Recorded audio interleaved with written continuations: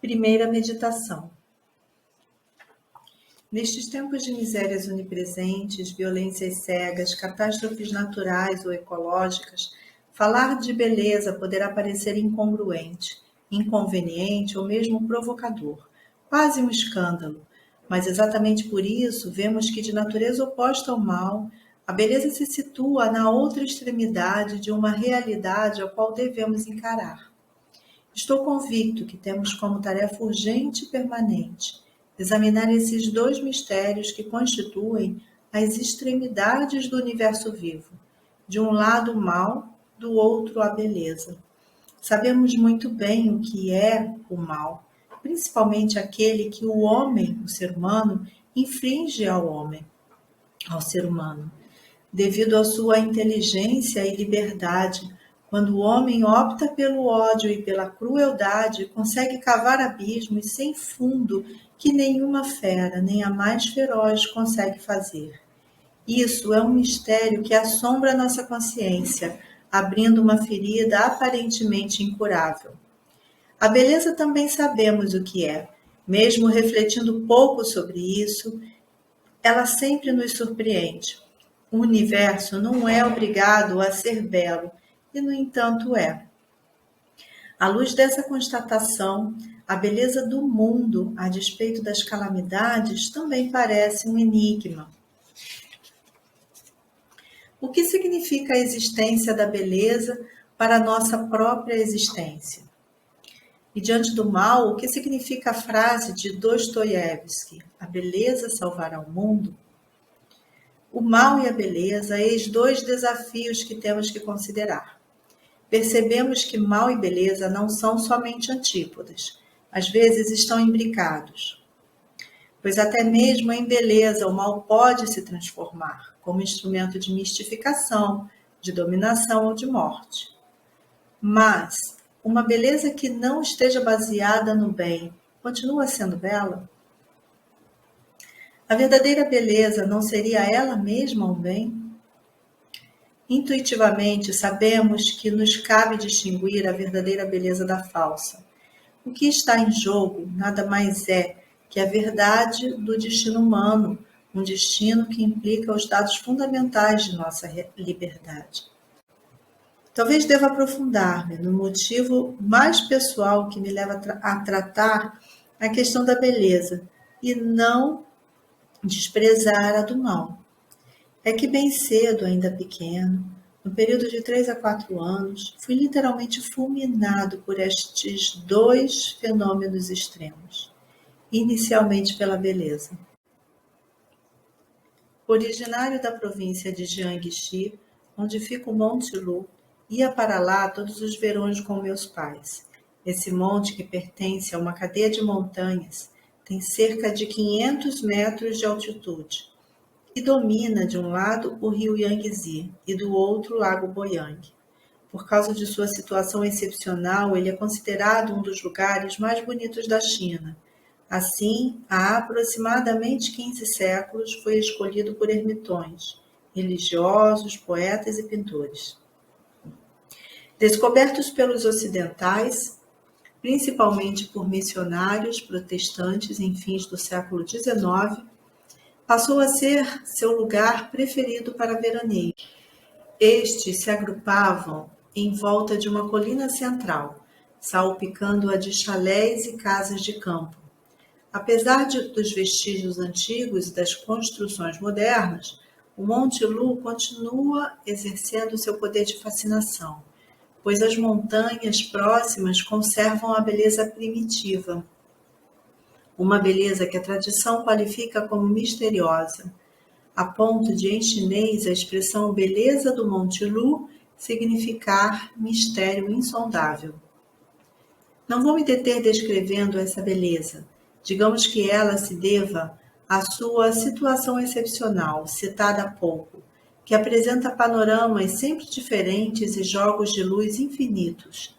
Ela se deve também às brumas e nuvens que escondem e revelam sucessivamente a imagem da montanha, rochedos magníficos misturados a uma vegetação densa e variada, com cascatas que compõem, ao longo dos dias e das estações, uma música ininterrupta.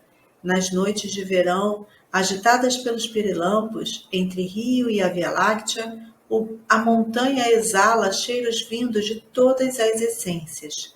Animais embriagados se expõem ao luar. Serpentes estendem seus cetim. Rãs exibem suas pérolas. Pássaros, entre dois gritos, lançam suas flechas de azeviche. Mas minha intenção não é descrever. Gostaria simplesmente de dizer que, através do Monte Lu, a natureza, com toda a sua presença incrível, se manifesta a uma criança de 6 ou 7 anos como uma recepção inesgotável, sobretudo, como uma paixão incontrolável. Ela parece chamar a participar de sua aventura, e isso me transtorna, me paralisa. Mesmo sendo jovem, não ignorava as violências e crueldades escondidas nessa natureza. Contudo, como deixar de ouvir a mensagem que ecoava dentro de mim? A beleza existe. Sempre mergulhado nesse mundo quase primitivo, essa mensagem logo se confirmará pela beleza do corpo humano, mais exatamente a do corpo feminino. No atalho, cruzava às vezes com jovens ocidentais de maior. Elas se reuniam numa bacia formada por cascatas para se banhar. Nessa época, o maiô era o que existia de mais púdico. Mas a visão dos ombros e das pernas nuas, à luz do verão, que choque! E as alegres risadas das jovens, respondendo ao mergulhar das cascatas, aí estava a linguagem específica encontrada pela natureza, capaz de celebrá-la. É isso, celebrar. Os homens precisam fazer alguma coisa com a beleza que a natureza lhes oferece. Não demoro a descobrir a magia da arte. Com os olhos arregalados, começo a olhar mais atentamente a pintura chinesa, que recria maravilhosamente as cenas da montanha envolta em brumas. E, descoberta entre descobertas, um outro tipo de pintura. Uma de minhas tias, de volta da França, nos trouxe reproduções do Louvre e de outros museus. Novo choque diante dos corpos nus das mulheres tão sensualmente e idealmente mostrados. Vênus gregas, modelos de Botticelli, de Tiziano e principalmente mais recentes de Chassériau de Ingres, emblemática, a fonte de Ingres, penetra no imaginário da criança, arrancando-lhe lágrimas, fazendo o sangue borbulhar. Estamos em fins de 1936. Menos de um ano depois, estoura a Guerra Sino-Japonesa. Os invasores japoneses contavam com uma guerra curta. A resistência chinesa os surpreendeu. Até que depois de vários meses, eles tomam a capital, acontecendo então o terrível massacre de Nanquim. Acabo de fazer 8 anos. Em 2 ou 3 meses, o exército japonês, fora de controle, executa 300.000 pessoas de diferentes formas e com requintes de crueldade, metralhando pessoas em fuga, executando-as a golpe de sabre, lançando grupos de inocentes em grandes covas onde são enterrados vivos. Outras cenas de horror: soldados chineses prisioneiros, amarrados de pé em cima de postes, servem como alvo para o exercício de baioneta dos soldados japoneses. Estes, em fila, olham fixamente e, um de cada vez, cada soldado avança para o alvo, vociferando e crava a baioneta na pele viva. Igualmente horrível é a sorte reservada às mulheres, estupros individuais e coletivos, muitas vezes seguidos de mutilações e assassinatos. Uma das diversões dos soldados estupradores era fotografar a mulher ou as mulheres violentadas nuas em pé ao lado deles. Algumas dessas fotos são publicadas em documentários chineses denunciando as atrocidades japonesas. Assim, na consciência da criança de 8 anos, que era a paisagem da beleza ideal de fonte de Ingres, vem se juntar, justapondo-se, a da mulher enxovalhada, machucada no mais íntimo. Citando esses fatos históricos, não quero, em absoluto, dizer que os atos de atrocidade sejam apanágio de um único povo. Mais tarde, terei tempo de conhecer a história da China e do mundo. Sei que o mal, que a capacidade de cometer o mal, é um ato universal que faz parte de toda a humanidade. Em todo caso, os dois fenômenos marcantes mexem então com a minha sensibilidade. Com o tempo, será mais fácil perceber que o mal e a beleza constituem as duas pontas do universo vivo, ou seja, do real. Sei agora, portanto, que tenho que segurar as duas pontas, tratando apenas de uma e desprezando a outra. Minha verdade nunca será completa. Compreendo instintivamente que sem a beleza a vida provavelmente não vale a pena ser vivida. E por outro lado, que uma forma de mal vem justamente do uso terrivelmente pervertido que se faz da beleza. Por isso, eu me apresento hoje diante de vocês para examinar, ainda que tarde para mim, a questão da beleza, tratando de não esquecer a existência do mal. Tarefa árdua e ingrata, sei disso. Quando se vive uma confusão de valores, é melhor mostrar-se arrogante, cínico, sarcástico, desabusado ou ainda desenvolto. A coragem para enfrentar essa tarefa vem da minha vontade de cumprir um dever tanto em relação aos sofredores e desaparecidos, quanto em relação aos que virão. Como não confessar, entretanto, que me sinto cheio de escrúpulos e de angústia? Diante de vocês, antecipo as questões que poderiam surgir, considerando-as legítimas. De onde você fala? De qual posição você parte? De qual legitimidade você se prevalece? A estas questões respondo simplesmente que não tenho nenhuma qualificação particular. Uma única regra me guia: não desprezar nada daquilo que se refere à vida, nunca deixar de escutar os outros e pensar por mim mesmo. É inegável que minhas raízes sejam de um lugar e de uma outra tradição. Conhecendo melhor esta cultura, considero como dever apresentar-lhes sua melhor parte. Mas, por causa de meu exílio, tornei-me um homem sem pátria, ou então de todas. Não falo, portanto, em nome de uma tradição, de um ideal legado pelos antigos, cuja lista seria limitativa, menos ainda de uma metafísica pré-afirmada, de uma crença pré-estabelecida. Melhor, apresento-me como um fenomenologista, um pouco ingênuo, que observa e interroga não apenas os dados já considerados e analisados pela razão, mas o que está guardado e implicado, o que surge de forma inesperada e imprevisível, o que se manifesta como dádiva e promessa. Não ignoro que na ordem da matéria podemos e devemos estabelecer teoremas. Por outro lado, sei que na ordem da vida é melhor aprender a perceber os fenômenos, que são sempre singulares, quando estes também se dirigem para o caminho, ou seja, para a vida aberta.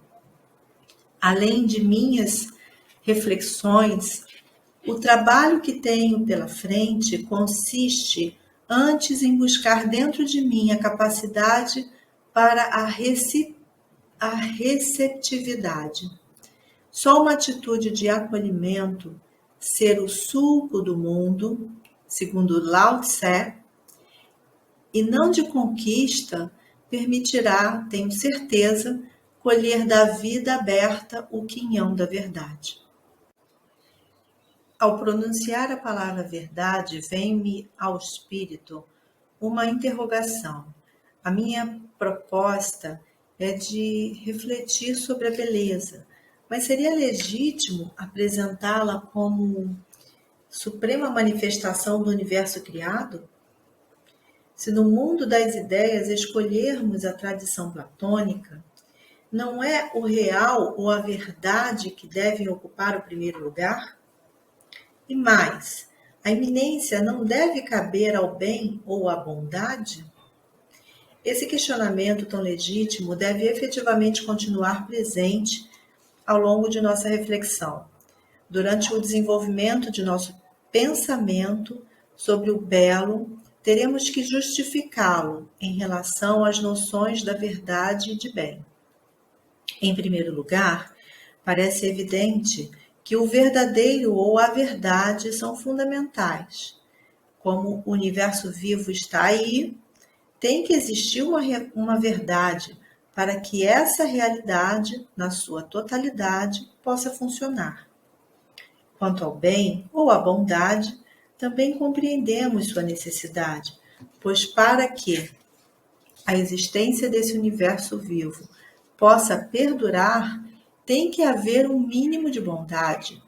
Caso contrário, poderíamos nos matar até o último ser e tudo seria em vão.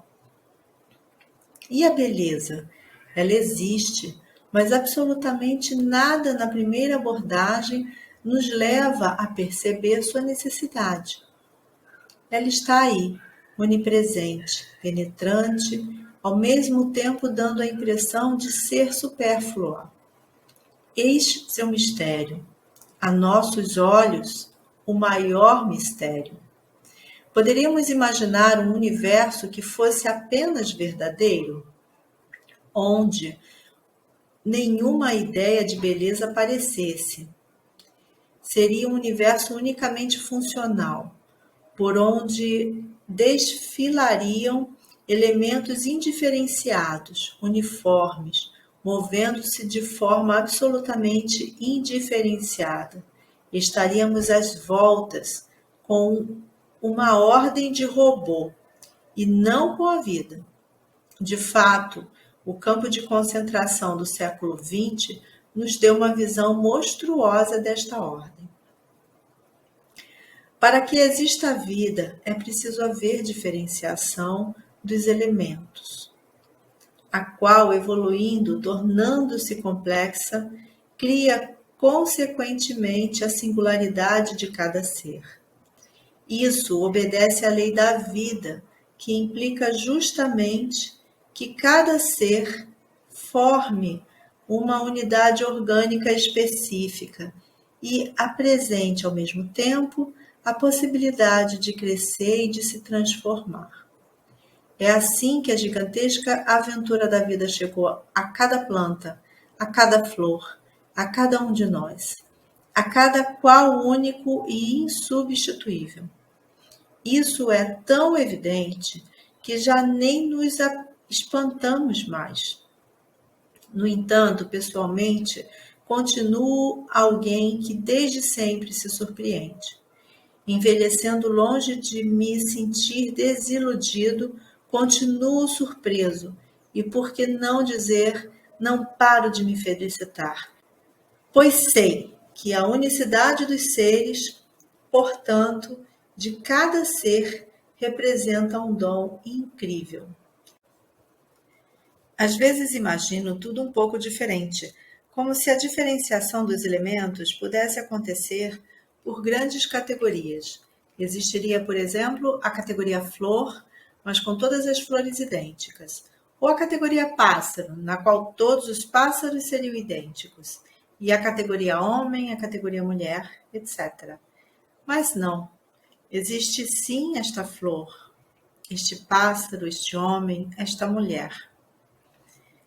Na ordem da matéria, portanto, no nível do funcionamento é possível estabelecer teoremas. Na ordem da vida, cada unidade é sempre única. Portanto, é evidente que cada um é único se todos os outros também forem. Se eu fosse um único ser único e todos os outros fossem idênticos, eu não passaria de uma amostra bizarra, ideal para ser exposto na vitrine de um museu. A unicidade de cada ser só poderia se constituir, se afirmar, se revelar e finalmente adquirir sentido diante das outras unicidades, graças às outras unicidades. Eis a própria condição de uma vida aberta. É exatamente nessa condição que ela escapa de se fechar no narcisismo mortal. Toda verdadeira unicidade solicita outras unicidades, aspira apenas a outras unicidades. Essa condição da unicidade se dá tanto no espaço como no tempo. No espaço, os seres se marcam e se desmarcam pela unicidade. No tempo, todo o episódio, toda experiência vivida por cada ser é igualmente marcada pelo selo da unicidade. A lembrança desses instantes únicos, quando foram felizes e bonitos, traz sentimentos pungentes, acompanhados de infinita nostalgia. Acabamos por reconhecer que a unicidade do momento está ligada à nossa condição de mortalidade, que está sempre nos lembrando disso. Assim, achamos a beleza quase sempre trágica, pois estamos cientes de sua efemeridade. O momento é propício para assinalar também que toda beleza está ligada exatamente à unicidade do instante. Uma beleza verdadeira não poderia ser um estado cristalizado eternamente em sua imutabilidade. Sua ocorrência constitui sempre um instante único, é seu modo de ser. Como cada ser é único e cada um de seus instantes é único, sua beleza reside no seu movimento para a beleza, sempre renovado e novo todas as vezes. A meus olhos, é precisamente com a unicidade que a beleza começa a ser possível. O ser deixa de ser um robô, entre robôs, uma simples figura entre outras. A unicidade transforma cada ser em presença, a qual, no tempo como uma flor ou uma árvore, tende sempre para a plenitude de seu brilho, que é a própria definição da beleza. Enquanto presença, cada ser é virtualmente habitado pela vocação para a beleza e principalmente pelo desejo de beleza. À primeira vista, o universo é habitado apenas por um conjunto de figuras. Na verdade, é povoado por um conjunto de presenças. Acho mesmo que cada presença, que não pode ser reduzida a mais nada, revela-se uma transcendência. No que diz respeito especificamente à figura humana, faço minhas as palavras de Henri Maldenay. De cada semblante humano irradia uma transcendência não capturável que nos envolve e nos invade.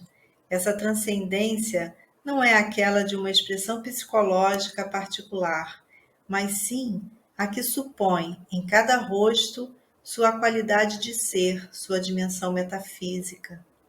Ela é a transcendência da realidade interrogando-se e refletindo-se nele, e nessa mesma interrogação é a dimensão exclamativa do aberto. Dessa realidade nasce a possibilidade de dizer eu e tu. Nasce a possibilidade da linguagem e talvez também a do amor.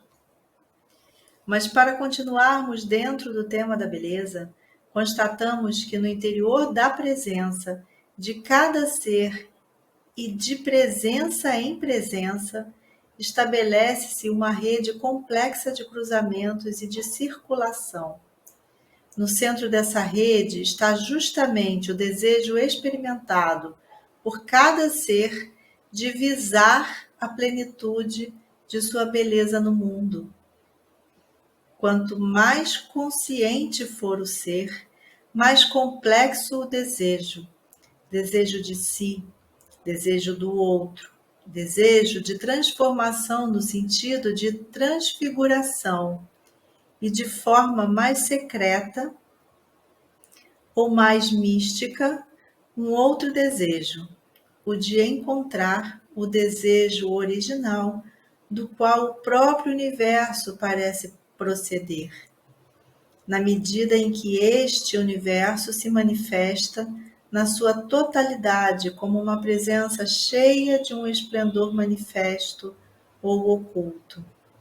Nesse contexto, a transcendência de cada um dos quais acabamos de falar só se revela, só poderia existir numa relação que o eleva e o supera.